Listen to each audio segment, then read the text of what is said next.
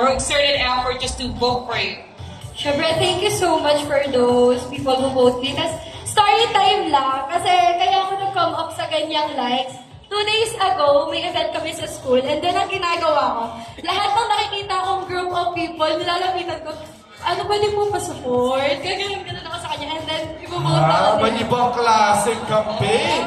Sabi nga nila, kung gusto mo, may paraan. Gagawin mo. If you want to reach for your dreams, you have to do something about it. Congratulations, our People's Choice Awardee and part of our top 16, Aliyah Renay! Thank you so much. Congratulations. Aliyah.